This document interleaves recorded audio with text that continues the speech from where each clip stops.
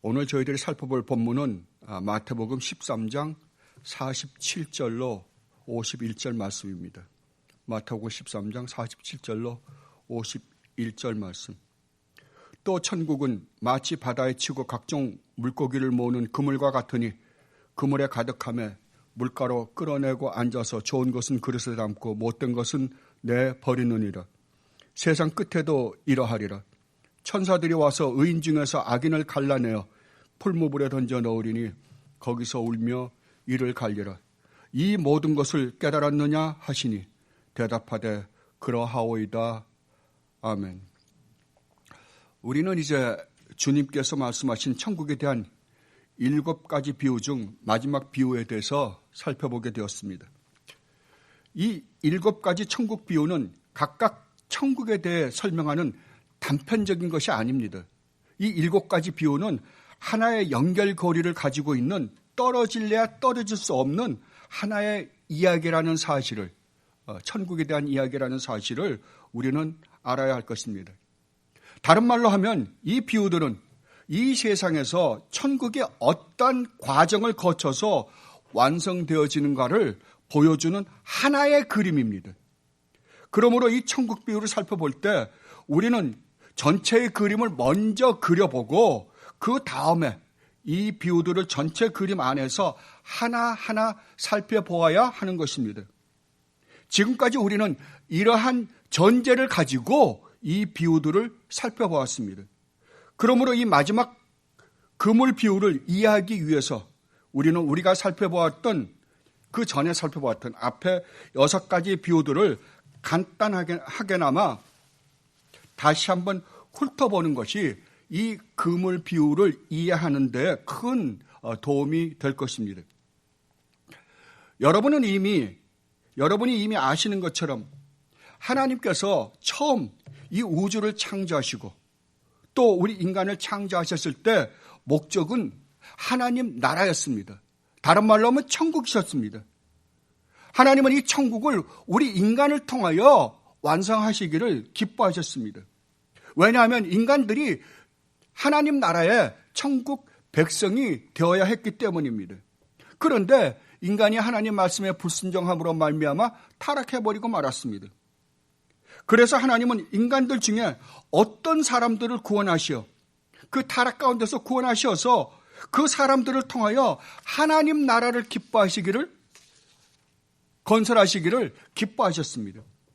그 사람들이 모여있는 공동체를 우리는 교회라고 부릅니다.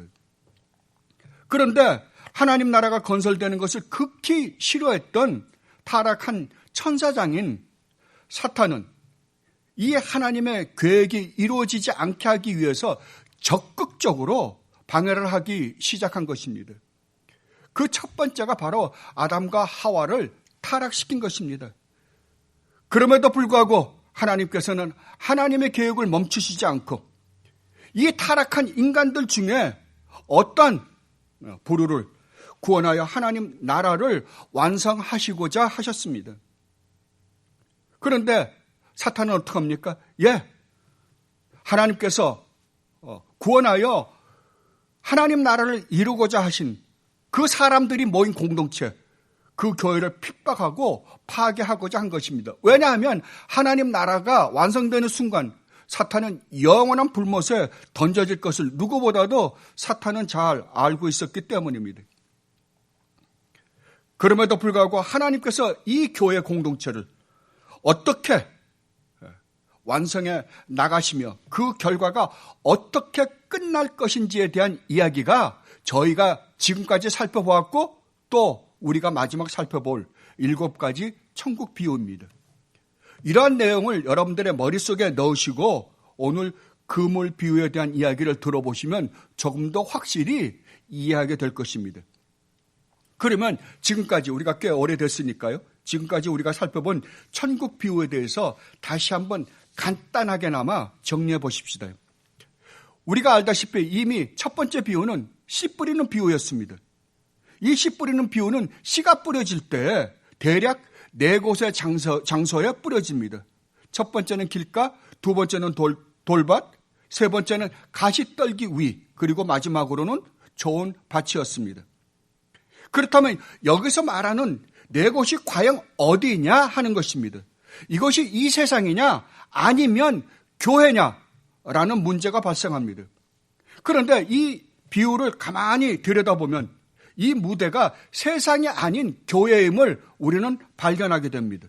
왜냐하면 여기에 성도들과 같은 모양을 가진 성도들이 아닌 모습이 보이기 때문입니다.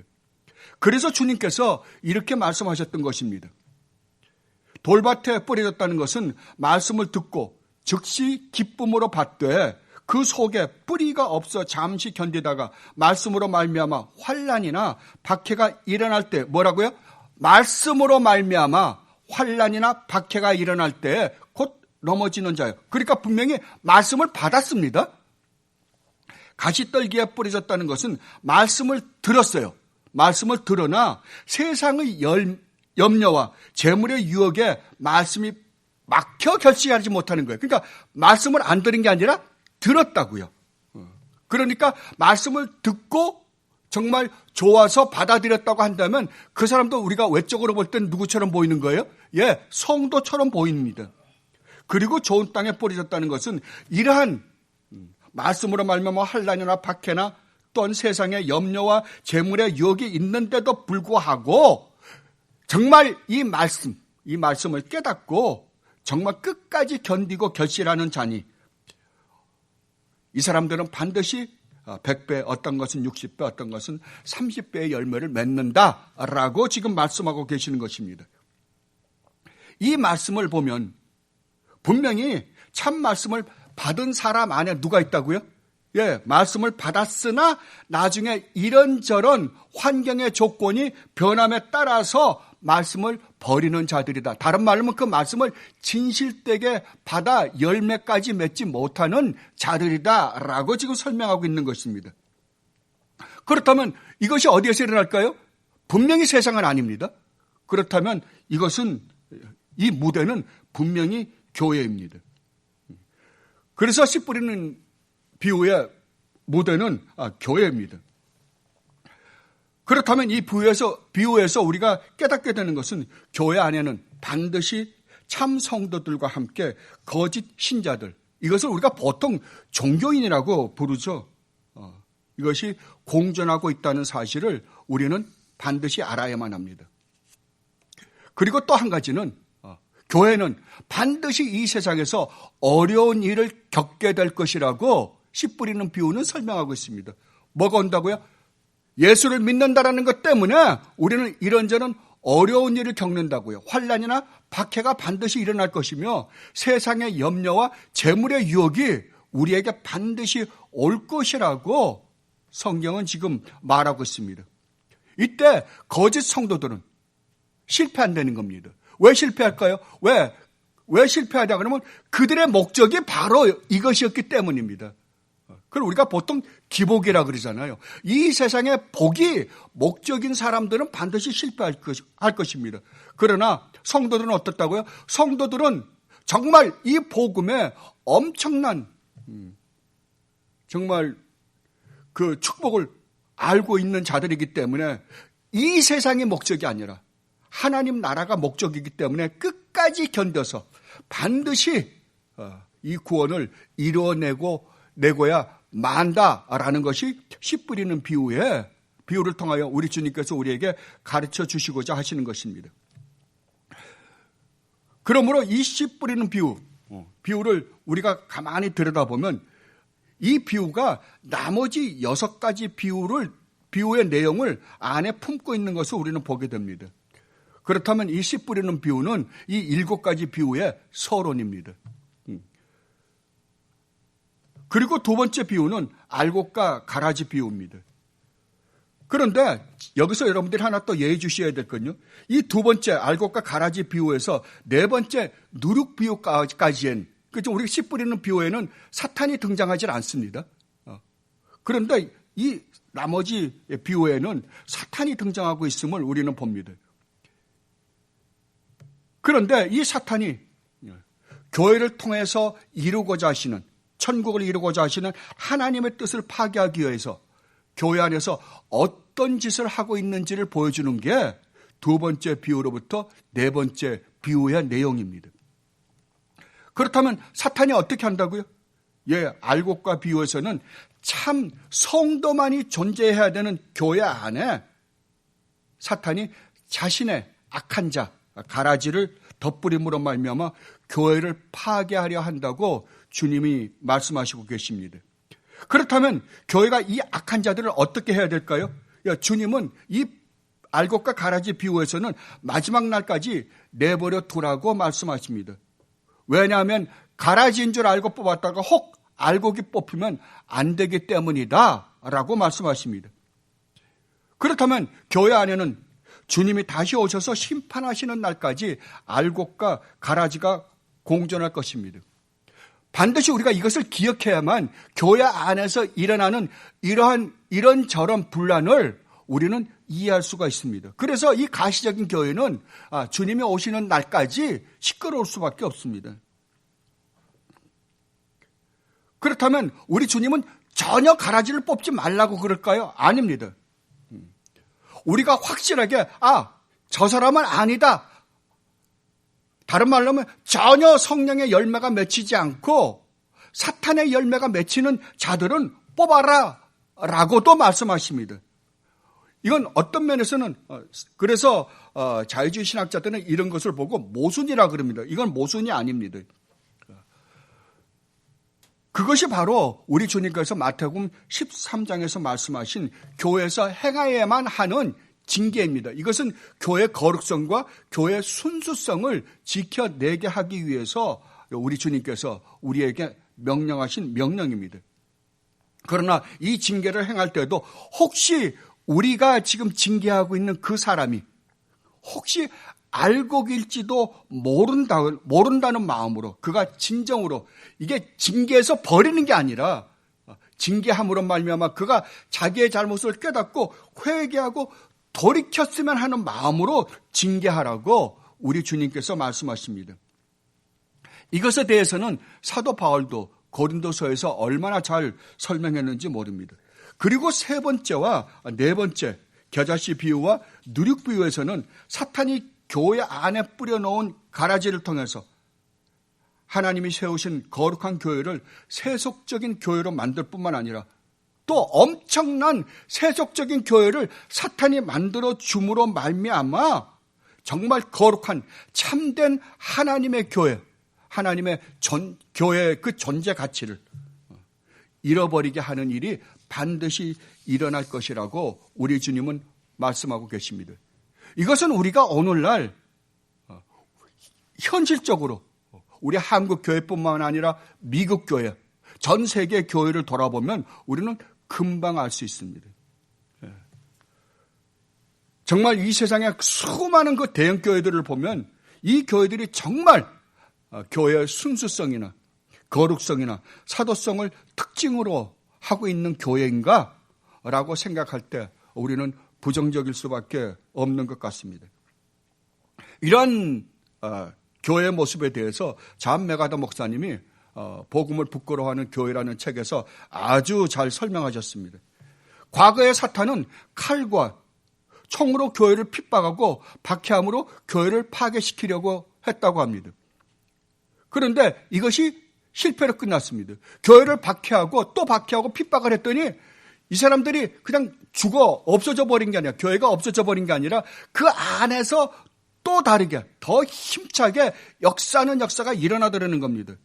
그래서 사탄은 오늘날 방법을 바꿨답니다. 어떻게 해요? 가짜 교회를 아주 크게 만들어 줌으로 말미암아 진짜 참교회, 하나님의 말씀을 전하는 참교회가 참교회 구실을 외적으로 참교회 구실을 하지 못하게 만들어버리고 말았다. 이게 오늘날 사탄의 전략이다라고 말씀하셨습니다. 그러니까 그런 생각을 가지고 우리가 이 겨자씨와 누룩 비유를 보면 정말 주님의 말씀대로 되어가고 있구나라는 모습을 우리는 봅니다. 그리고 다섯 번째와 여섯 번째 비유, 밭에 감추인 보화 비유와 값진 진주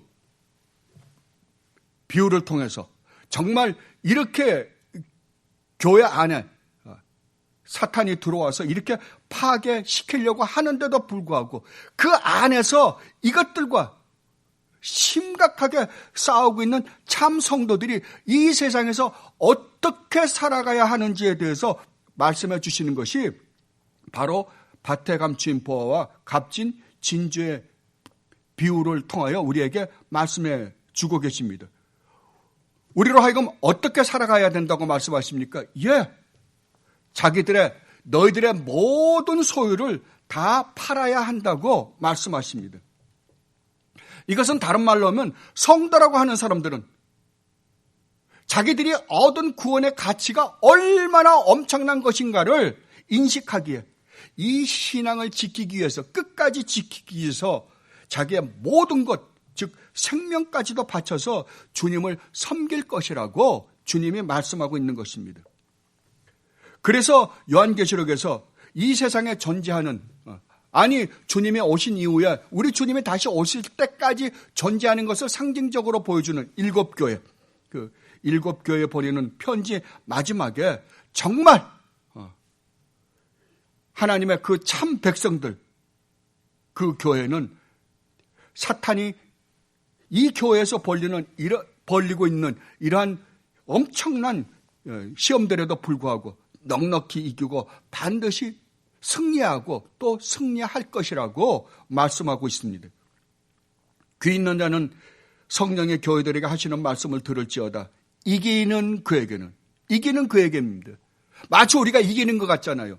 그런데 여기서 이기는 그에게는 이라는 말은 성도는 반드시 이길 수밖에 없는 존재들이다. 왜냐하면 우리 주님이 이기셨기 때문에 그렇습니다. 내가 세상을 이겼기 때문에 너희도 세상을 반드시 이길 것이다. 그 이기는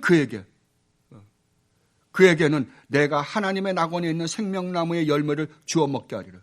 귀 있는 자는 성령이 교회들에게 하시는 말씀을 들을지어다. 이기는 자는 둘째 사망의 해를 받지 아니하리라. 귀 있는 자는 성령이 교회들에게 하시는 말씀을 들을지어다.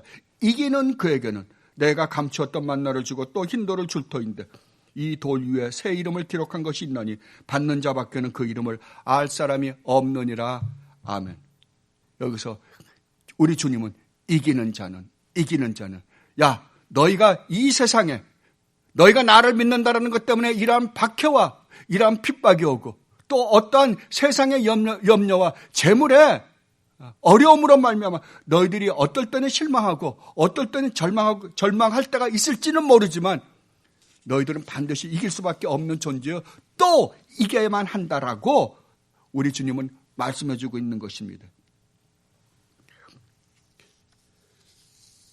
이것에 대해서 사도 바울도 로마서와 고린도전서에서 이렇게 말씀하십니다. 우리 중에 누구든지 자기를 위하여 사는 자도 없고 자기를 위하여 죽는 자도 없도다. 우리가 살아도 주를 위하여 살고 죽어도 주를 위하여 죽나니 그러므로 사나 죽으나 우리가 주의 것이로다. 이를 위하여 그리스도께서 죽었다가 다시 살아나셨으니 곧 죽은 자와 산 자의 주가 되려 하심이라. 뭐라고요?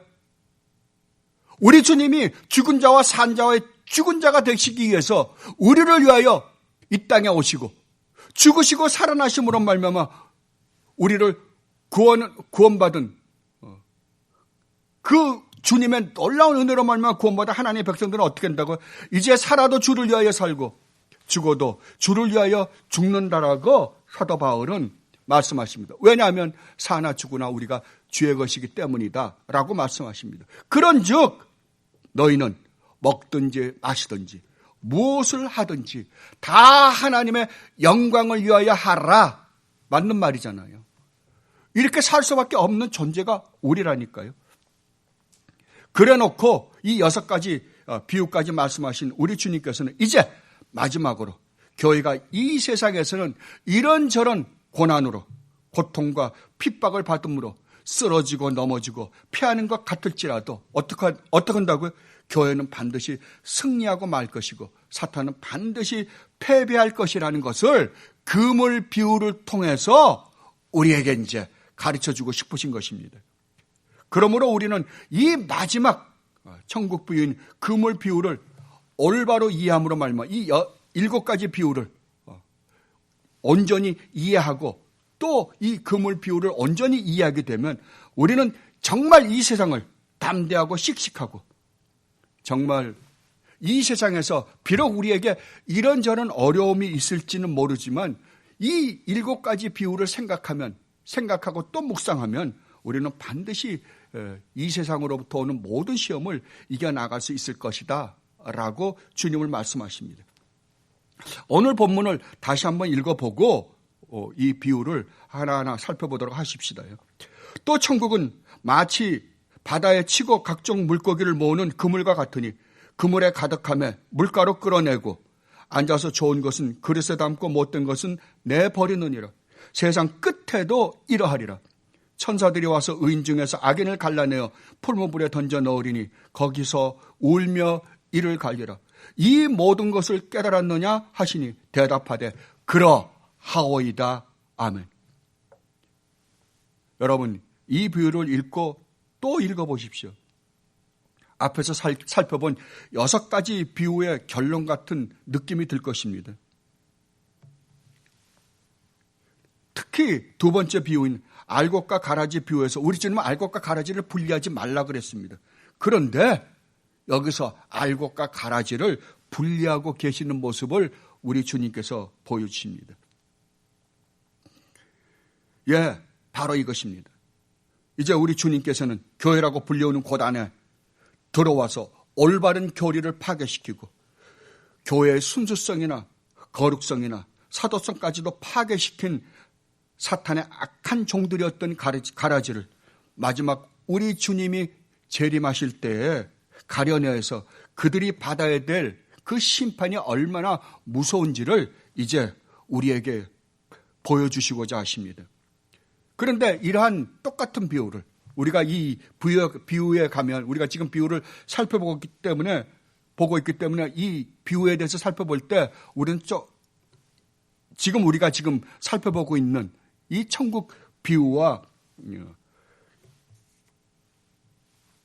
거의 같은 의미를 가지고 있는 비유를 우리는 발견하게 됩니다. 그것이 여러분들이 잘 아시는 10처녀 비유입니다. 지혜로운 5처녀와 어리석은 5처녀의 비유, 신실한 종과 불충한 종의 비유, 양과 염소의 비유. 그런데 여러분들 이걸 가만히 들여다보면 이 3가지 비유가 지금 그물 비유와 같은 특징을 갖고 있는 것을 우리는 볼 수 있습니다. 10처녀 비유를 보면 10처녀 다가 어떻게 했어요? 주님을 기다렸어요. 신랑을 기다렸습니다. 그런데 5처녀는 지혜로웠고 5처녀는 미련했다, 어리석었다라고 이야기합니다. 그리고 신실한 종과 불충한 종, 둘 다 종입니다. 같은 집에서 일하는 종입니다. 그런데 하나는 신실하고 하나는 불충했다. 또 양과 염소의 비유, 그 마지막 심판의 비유잖아요. 양과 염소입니다. 양과 염소는 같은 과입니다. 그런 거 보면 지금 이 모든 것들이 교회 안에서 일어나고 있는 일에 결과가 어떠할 것인가에 대해서 지금 우리 안에 설명해 주고 있는 것을 봅니다. 이러한 것을 우리가 염두에 두고 그물 비유를 통하여 주님께서 우리에게 가르쳐 주시고자 하시는 내용이 무엇인지에 대해서 살펴보도록 하십시다. 그러면 먼저 이 비유의 무대와 시간이 언제인가? 무대와 시간은 세상 마지막 때 하나님의 심판 때 앞에서 벌어지는 일에 대한 이야기입니다. 그것은 49절에서 우리 주님께서 분명히 세상 끝에도 이러하리라 라고 말씀하셨기 때문입니다. 그렇다면 이 그물 비유는 마지막 심판 때 일어날 일에 대한 모습을 우리에게 보여지고 있다는 것이 올바른 해석일 것입니다. 그때 무슨 일이 일어납니까? 그때 일어나는 일에 대해서 47절로 48절에서 이렇게 말씀하십니다. 또 천국은 마치 바다에 치고 각종 물고기를 모으는 그물과 같으니 그물에 가득함에 물가로 끌어내고 앉아서 좋은 것은 그릇에 담고 못된 것은 내버리느니라. 여기서 주님께서는 천국은 마치 바다에 치고 각종 물고기를 모으는 그물과 같다라고 말씀하십니다. 그렇다면 여기서 그물을 친 바다가 무엇인가에 대해서 우리는 먼저 알아야 할 것입니다. 이 바다는 우리가 요한계시록 할 때 살펴본 것처럼 타락한 세상입니다. 이것은 요한계시록 21장 1절을 보면 더 확실하게 우리가 알 수 있습니다. 또 내가 새하늘과 새 땅을 보니 처음 하늘과 처음 땅이 없어졌고 바다도 다시 있지 않더라. 여기서 말하는 새하늘과 새 땅은 분명히 온 우주입니다. 온 우주는 인간이 타락할 때 하나님께서 저주를 했습니다. 그러니까 하나님께서 저주받은 이 세상을 다시 새롭게 해주셔야 됩니다. 어떻게 해요? 새하늘과 새 땅으로 새롭게 해주셔야 됩니다. 그렇다면 여기서 말하는 바다는 무엇입니까? 예, 타락한 인간들이 사는 세상을 의미합니다. 하나님의 심판을 반드시 받아야 하는 이 세상, 타락한 인간들입니다. 그렇다면 이 그물 비유에서 그물을 치는 것은 분명히 타락한 이 세상에 살고 있는 인간들입니다. 그렇다면 이 비유에서 말하는 그물은 무엇일까요? 예, 이 타락한 세상 중에서, 타락한 인간들 중에서 예수님을 믿기로 결심한, 그러니까 타락한 세상에서 죄인이 교회 안으로 들어오는 모습을 그물이라고 그럽니다, 지금. 그게 그물이에요. 그러니까 교회가, 이게 그물을 교회를 그물이라고 지금 상징적으로 이야기하고 있는 것입니다. 그렇다면 바다에 그물을 친다는 말은 이 타락한 세상에 사는 사람들에게 복음을 전해서 교회 안으로 끌고 들어오는 것을 바다에 그물을 친다라고 지금 상징적으로 설명하고 있습니다. 그래서 우리 주님께서도 제자들에게 내가 너희를 생선을 낚는 어부가 아니라 사람을 낚는 어부가 되게 해주겠다. 나를 따르라 라고 말씀하셨던 것입니다. 그렇다면 이 그물을 언제 끌어냅니까? 언제 무토록 끌어냅니까? 예, 그물이 가득 찰 때입니다. 즉 세상 끝에 주님은 이 그물을 끌어낼 것이라고 말씀하십니다. 우리 주님이 재림하실 때입니다. 그러면 여러분 여기서 한번 생각해 보세요. 그물을 쳤습니다. 그물을 쳤으면 그물을 친 어부가 어떤 고기가 올라오기를 원할까요? 당신이 원하는 고기가 당신이 그물을 쳤을 때 잡고자 하는 고기가 올라오기를 바라겠죠. 그런데 그물을 쳤는데 그 그물 안에 뭐가 들어있는 거예요? 자기가 잡고자 하는, 자기가 원했던 고기가 올라옴과 동시에 그 안에 뭐가 있는 거예요? 자기가 원하지 않는 고기가 함께 그 그물 안에서 올라온다라고 지금 이야기합니다. 전혀 자기가 원하지도 않고 값어치도 없고 아무 쓸데가 없는 고기가 그 안에 들어있다가 함께 따라 올라온다고 그럽니다. 그렇다면 친 사람은 그거 어떡할까요?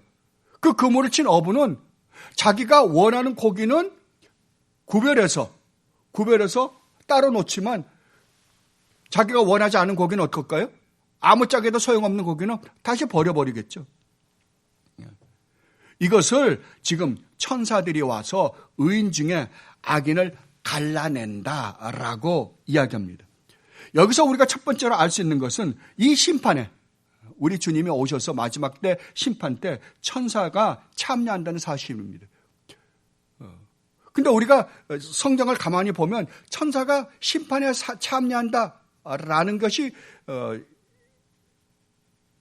그러니까 성경 기록을 보면 그렇게 천사가 이 심판에 참여할까라는 의구심을 들게 할 때가 있습니다. 왜냐하면 우리 주님이 심판지요. 또 그 심판에 우리가 참여한다고는 말하는데 천사가 직접적으로 참여한다는 말은 별로 안 하기 때문에 그렇습니다.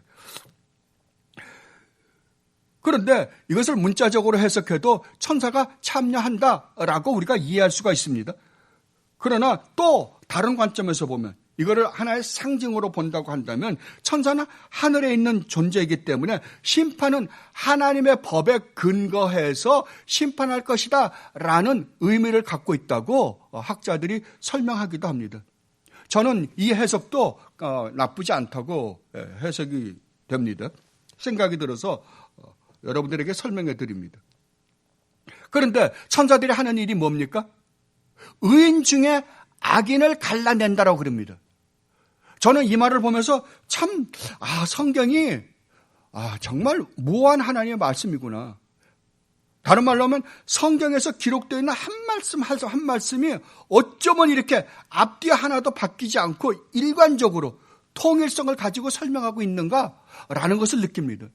너무 깜짝깜짝 성경을 연구하다 보면 깜짝깜짝 놀랄 때가 한두 번이 아닙니다. 그래서 우리 개혁주의에서는 축자 영감서를 주장하고 있는 것입니다. 여기서 주님께서 분명히 말씀하십니다. 그러니까 의인 중에서 악인을 골라낸다고요. 악인 중에서 의인을 골라낸다고 하지 않습니다.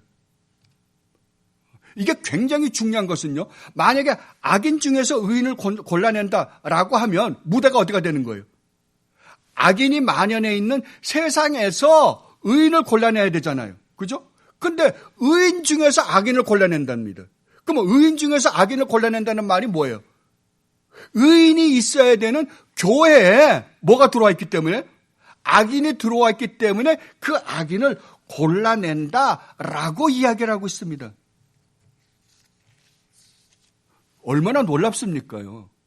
그러니까 천국 비유는 처음서부터 첫 번째 씨 뿌리는 비유서부터 무대가 어디예요? 교회입니다. 교회. 근데 교회에 뭐가 들어와 있다고요? 가라지가 들어와 있다고요. 아무 쓸모없는 고기가 들어와 있다고요. 그 고기를 어떻게 하겠다고요? 마지막 날에 내가 완전히 가르겠다라고 말씀하십니다. 그렇다면 그물 치신 분이 누굽니까? 우리 주님 예수 그리스도이십니다. 그러면 우리 주님은 그 그물 안에 무엇이 들어가기를 원했을까요? 의인입니다. 우리 주님께서 십자가에서 죽고 부활하심으로 말미암아 구원하시고자 하신 아버지께서 창세전에 우리 주님에게 맡기신 하나님의 자녀들, 그들이었습니다. 그런데 그 안에 누가 같이 들어가 있다고요? 사탄의 자녀가 들어와서 교회를 파괴하고 부서뜨리기 위해서 함께 들어와서 성도인 척하고 앉아있다는 것입니다. 그러니까 마지막 날에 우리 주님은 어떻게 해야 될까요? 그 의인 중에서 악인을 반드시 갈라낼 것입니다. 반드시요. 여러분들이 이 세상에 보십시오. 수많은 교회라는 이름이 있는데 말도 안 되는 교회가 있을 뿐만 아니라 또 참 교회, 하나님의 말씀을 올바로 전파하는 교회 안에 수많은 말도 안 되는 거짓 성도들이 들어와 있음을 여러분들 경험하게 되실 것입니다. 실제로 경험하고 있고 또 우리는 그러한 모습을 가지고 있는 사람들을 봅니다. 그래서 교회에서 끊임없이 분란을 일으킵니다. 그 제일 조심해야 되는 것은 여러분들이 교회 생활하실 때 교회 분란을 일으키면 안 됩니다. 천하 없어도 안 됩니다. 왜냐하면 교회 분란을 일으키면 하나님의 영광이 가려지기 때문에 그렇습니다. 저는 지금 한국에서 코로나 바이러스 때문에 전 세계가 난리잖아요.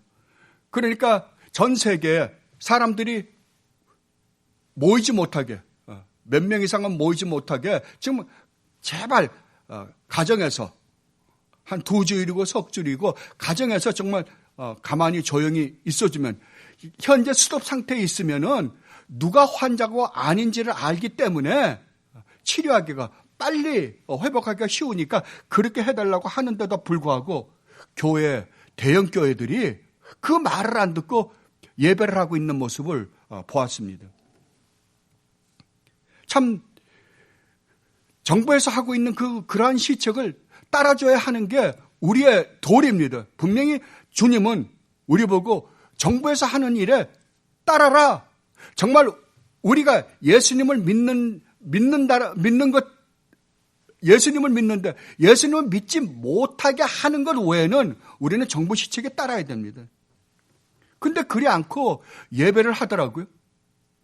근데 예배를 하는 내용을 가만히 들어보니까 뭐라 그러냐 그러면은 나는 공산당이 싫어요.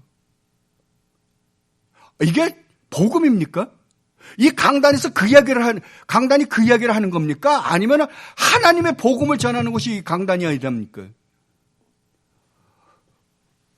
그러니까 결국은 자기네들은 어떤 의도에서 그러는지는 모르지만 정말 하나님의 이름이 교회라고 하는 하나님의 이름을 부르는 곳에서 하나님의 모욕을 당하고 멸시를 당하고 조롱을 당하는 것입니다.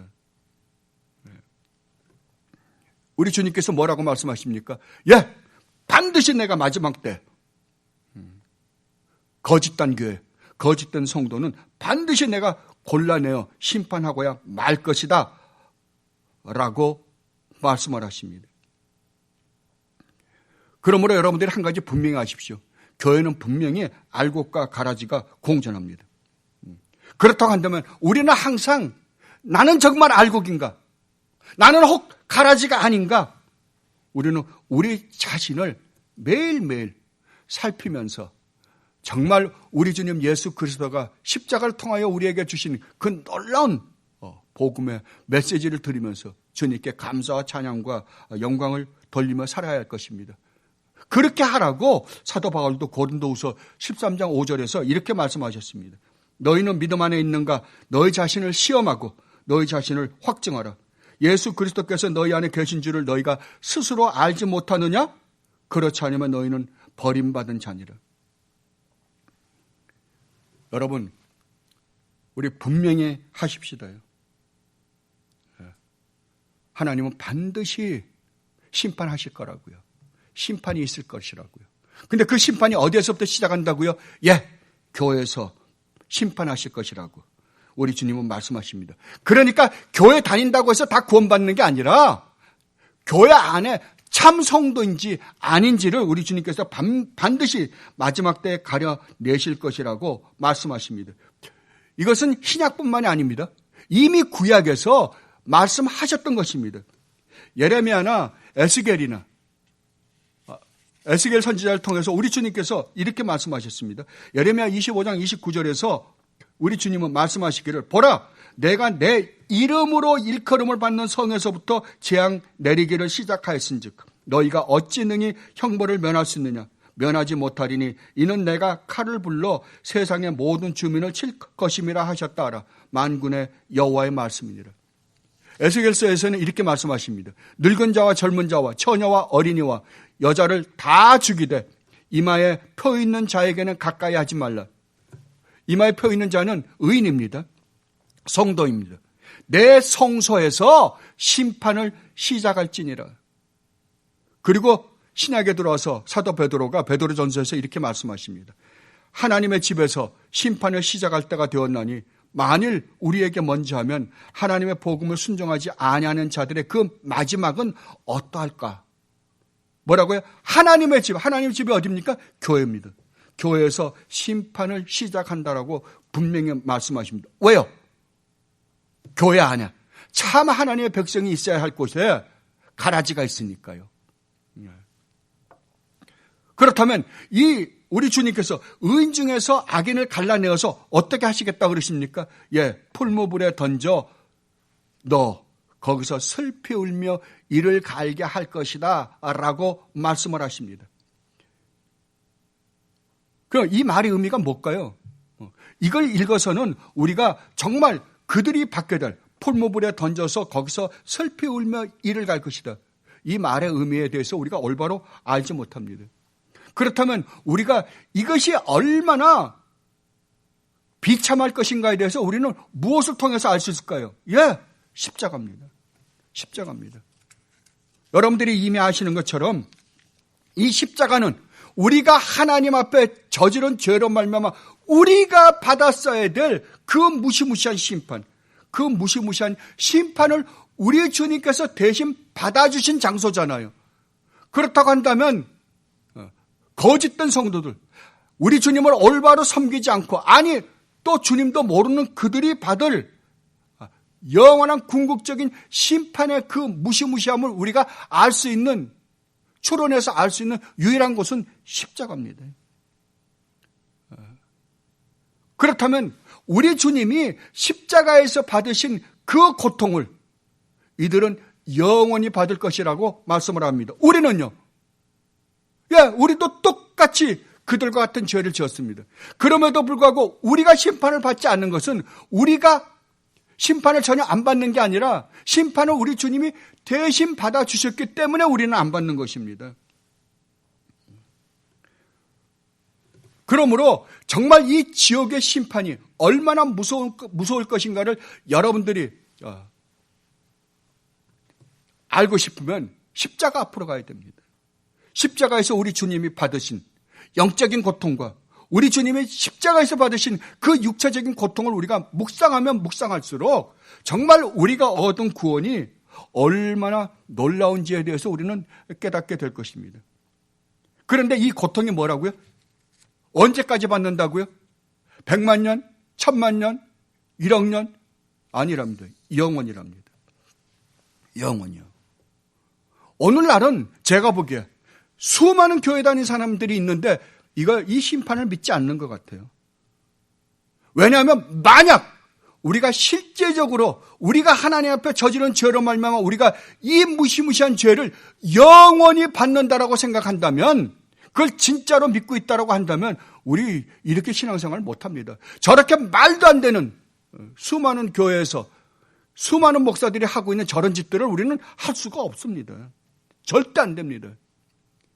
정말 이 심판에 대해서 올바로 인식하지 못하기 때문에, 다른 말로 하면 내가 하나님 앞에 무슨 짓을 하며 살고 있었는지에 대해서 올바로 인식하지 못하기 때문에 저렇게 말도 안 되는 시건방진 이야기들을 이 강대상에서, 하나님의 말씀을 선포해야 할 이 강대상에서 지금 이야기하고 있는 것입니다. 말이 안 됩니다. 그렇다면 여러분들이 정말 하나님의 놀라운 은혜와 사랑을 깨달으려면 어떻게 해야 될까요? 우리 주님이 십자가에서 받은, 우리를 대신해서 받으신 그 놀라운, 그 무시무시한 고통을 여러분들은 묵상해야 됩니다. 한 번만요? 아닙니다. 매일 묵상해야 됩니다.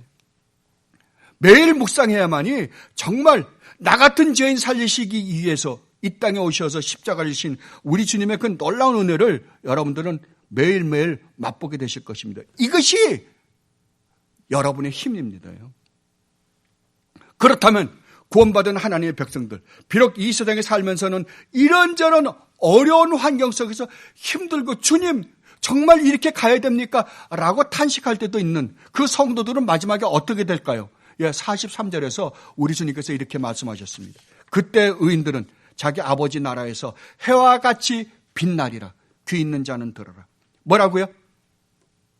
의인은 자기 아버지의 나라에서 해와 같이 빛난답니다. 저는 여기에서 정말 두 단어가 얼마나 놀라운지 몰랐습니다. 뭐라고요? 어느 나라예요? 천국이요? 하나님 나라요? 아닙니다. 우리 주님 뭐라 그러십니까? 아버지 나라랍니다. 그 나라가 누구의 나라예요? 여러분의 아버지의 나라랍니다. 다른 말로 하면 그 나라 왕이 누구예요? 여러분의 아버지라고 우리 주님이 말씀하십니다. 여기에 대해서 뭘 더 이야기하겠어요? 저는 이 말씀을 뭘 어떻게 설명해야 될지 모르겠습니다. 정말 우리 주님이 얼마나 놀라운 약속을 하신지 모릅니다. 누구의 나라라고요? 너희 아버지래요. 너희 아버지. 하나님의 나라가 아니라 너희 아버지 나라라니까요. 두 번째는 뭐라고요? 해와 같이 빛날 것이다. 여러분, 해와 같이 빛날 것이다라는 말의 의미가 뭘까요? 성경은 이 빛이라는 단어를 언제 사용할까요? 하나님의 영광을 묘사할 때 빛이라고 묘사를 합니다. 그래서 하나님은 빛이시다라고 말씀하시는 겁니다. 그런데 우리 주님이 지금 누가 그렇게 된다고요? 너희가 너희 아버지 나라에서 영원히 해와 같이 빛날 것이다 라고 말씀하십니다. 다른 말로 하면 우리가 아버지의 나라에서 아버지의 영광과 같은 영광의 몸으로 변화되어서 영원히 그 영광 가운데서 아버지와 함께 살게 될 것이다 라고 말씀하고 있는 것입니다. 여러분들은 이미 아십니다. 구약에 이 아버지의 영광의 빛으로 변화된 사람이 한 사람이 있었습니다. 누구였습니까? 모세였습니다. 근데 모세는 어떻게 했습니까? 모세가 아버지를 시내산에서 만나고 하나님을 시내산에서 만나고 그 빛으로 말미암아 영광의 빛이 비쳤는데 그 영광의 빛이 얼마나 비쳤어요? 잠깐이었습니다. 그런데 우리는 어떻다고요? 영원히 그 아버지의 나라에서 영원히 아버지의 영광과 같은 영광의 모습으로 변화되어서 영원히 아버지와 함께 살게 될 것이다 라고 우리 주님이 말씀하십니다. 이 세상에서는 어떻게 하는데요? 이 세상에서는 다른 사람들보다 초라하고 보잘것없는 존재인 것처럼 살았는데 아버지의 나라에서는 그렇지 않답니다. 이 세상에서 그럴듯하게 산 사람은 어떻게 된다고요? 하나님이 없이 그럴듯하게 산 사람들은 결국 그 무시무시한 지옥의 형벌을 받지만 우리는 아니랍니다.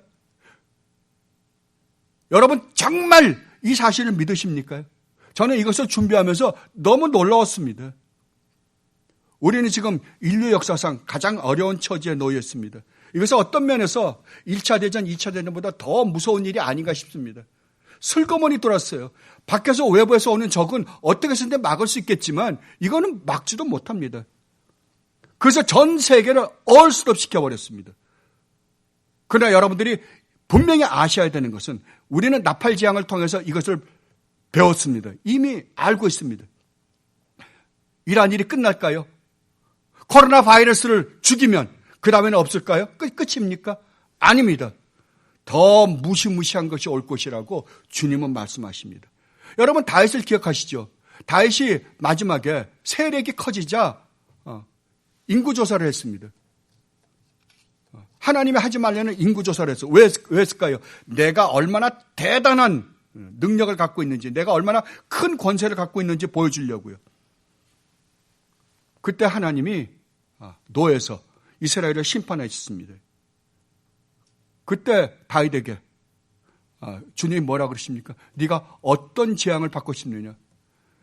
하나님으로부터 온 재앙을 받고 싶습니다. 그게 뭐였어요? 역병이었습니다. 그렇다면 하나님께서 이 재앙을 지금 내리고 계십니다. 왜요? 회개하고 돌이키라고요. 근데 우리가 나팔지향에서 살펴봤지만 인간이 회개한다 안 한다? 안 한다고요. 여러분 이 코로나 바이러스가 두렵죠. 근데 왜 두려운가 가만히 생각해 보십시오. 결과는 결과입니다. 죽음입니다. 만약에 코로나 바이러스로 이런저런 조그만 고통을 겪고 다시 낫는다면 문제 안 될 거예요. 죽는 것 때문입니다. 그러니까 이 세상 사람들은 어차피 죽음을 두려워할 수밖에 없습니다. 왜냐하면 죽는 순간 영원한 멸망으로 들어가기 때문에 그렇습니다. 그렇다면 성도의 죽음은 뭡니까? 성도의 죽음은 우리의 이 육신의 장막을 벗고 영원한 거룩한 영광의 곳으로 들어가는 과정이라고 성경은 설명하고 있습니다. 그것을 고린도서 4장 16절로 5장 9절에서 이렇게 말씀하십니다. 그러므로 우리가 낙심하지 아니하노니 우리의 겉사람은 낡아지나 우리의 속사람은 날로 새로워지도다. 우리가 잠시 받는, 그러니까 환난을 안 받는 게 아닙니다. 잠시 받습니다. 환난에 경한 것이 지극히 크고 영원한 영광에 중한 것을 우리에게 이루게 함이니 우리가 주목하는 것은 보이는 것이 아니요 보이지 않는 것이니 보이는 것은 잠깐이요 보이지 않는 것은 영원함이라. 만일 땅에 있는 우리의 장막집이 무너지면, 우리의 장막집이 무너진다는 말이 뭐예요? 죽음이잖아요. 하나님께서 지으신 집 곧 손으로 지은 것이 아니요 하늘에 있는 영원한 집이 우리에게 있는 줄 아느니라. 참으로 우리가 여기서 탄식하며 하늘로부터 오는 우리 처소로 덧입기를 간절히 사모하노라. 그러니까 성도는 죽음을 사모하는 사람이라고 사도 바울은 지금 이야기하고 있습니다. 이렇게 입으면 우리가 벗은 자들로 발견되지 않으려 함이라. 참으로 이 장막에 있는 우리가 짐진 것 같이 탄식하는 것은 벗고자 함이 아니요 오히려 덧입고자 함이니. 그러니까 우리는 이 육신을 여기다 두고 가는 게 그게 다가 아니라는 거죠. 새로운 놀라운 영광의 몸으로 변화될 것이다 라고 이야기합니다. 죽을 것이 생명에 삼킨 바 되게 하려 함이라. 죽음이 뭘로 간다고요? 죽음이 생명으로 간다고요. 곧 이것을 우리에게 이루게 하시고 보증으로 성령을 우리에게 주신 이는 하나님이시니라. 그러므로 우리가 항상 담대하여 머물러 있을 때에는 주와 따로 있는 줄을 아노니 이는 우리가 믿음으로 행하고 보는 것으로 행하지 아니함이로라. 우리가 담대하여 원하는 바는 차라리 몸을 떠나 주와 함께 있는 그것이라. 왜요? 왜냐하면 죽음이 생명으로 가는 길이기 때문에 그렇습니다. 죽음이 우리를 영원한 부활로 인도하는 길이기 때문에 그렇습니다. 그런즉 우리는 머물러 있든지 떠나든지 주를 기쁘시게 하는 자가 되기를 힘쓰노라. 아멘. 이 고백을 누구만 할 수 있다고요? 예, 여러분들만 할 수 있다고요. 참 하나님의 백성들이 여러분만 할 수 있다고 사도 바울은 말씀하고 있습니다. 그러므로 우리가 만약 성경이 말하고 있는 이러한 약속들을 믿는다면 이 세상에서 우리를 근심되게 하고 우리를 두렵게 하고 우리를 힘들게 할 것이 무엇일까요? 그런데 재미있는 것은 에베소서에서 사도 바울은 이 정말 성도의 이 놀라운 영광이 하나님 나라에서 주님이 다시 오시는 날뿐만 아니라 이미 그 영광이 지금 우리가 살고 있는 이 교회 안에서 우리가 누린다라고 말씀을 하십니다. 이미 우리는 맛보고 있답니다.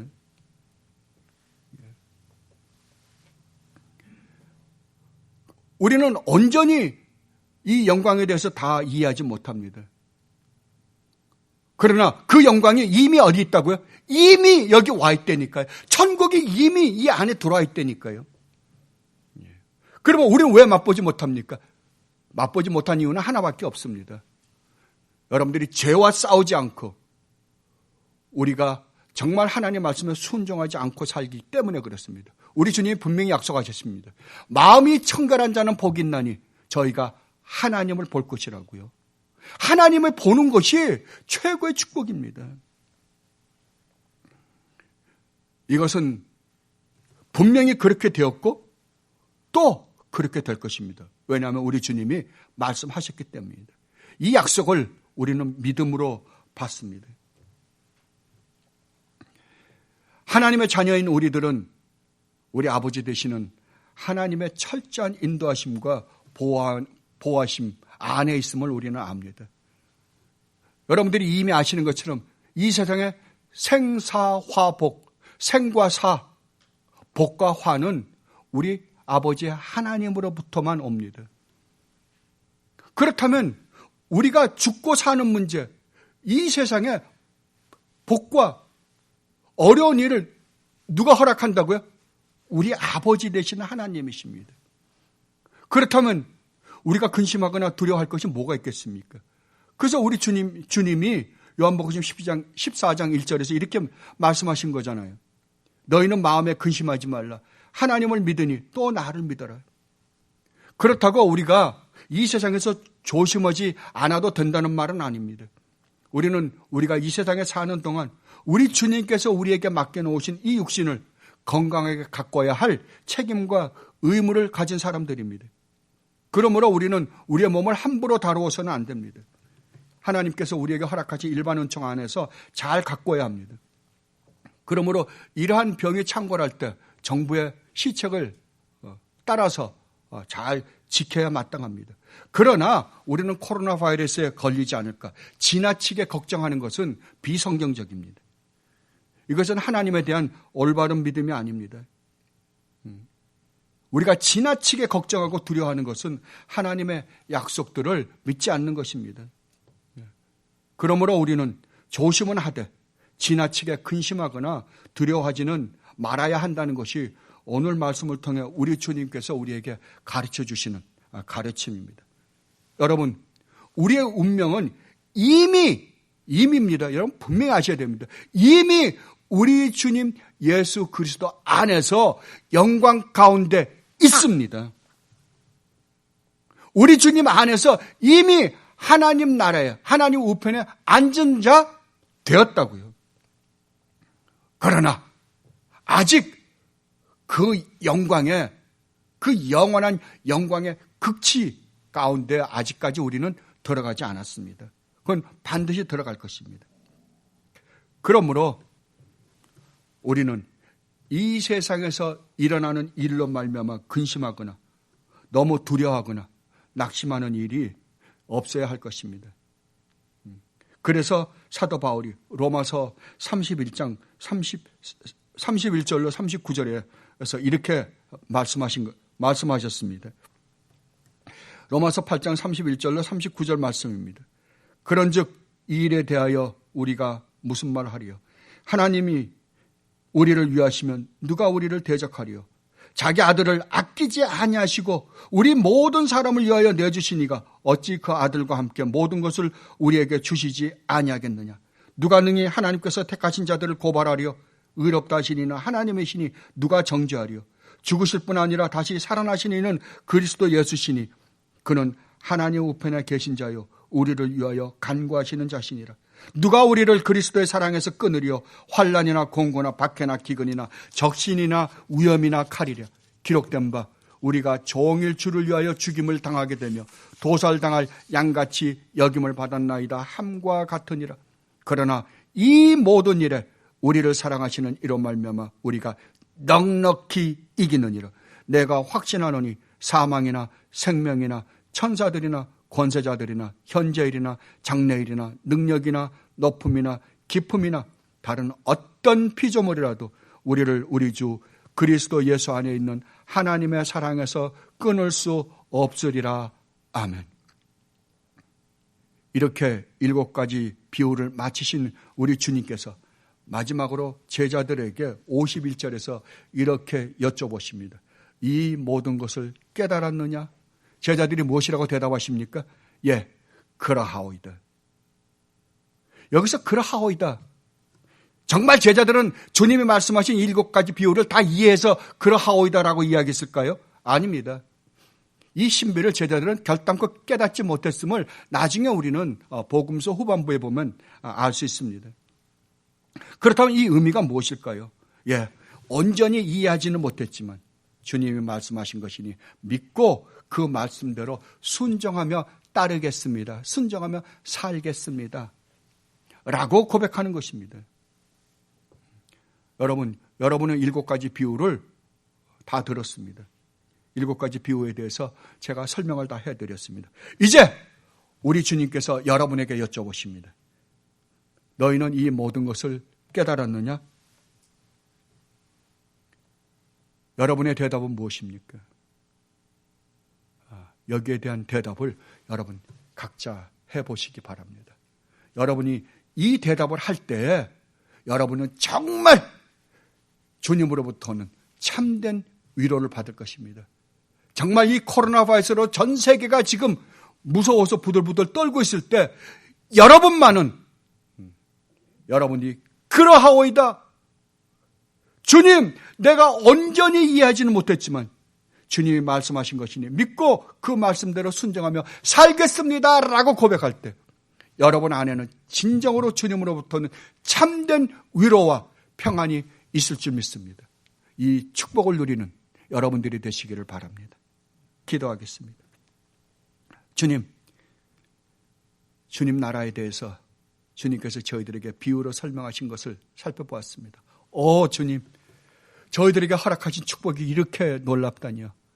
예, 주님, 저희들이 온전히 그 신비에 대해서 다 이해하지는 못하지만 주님이 말씀하신 것이니 믿고 열심히 주님만을 바라보며 주님께서 저희들에게 주겠다라고 약속하신 그 하늘나라의 영광을 바라보며 하루하루를 살아가겠습니다. 왜냐하면 저희들이 주님의 손안에 있는 자들이기 때문입니다.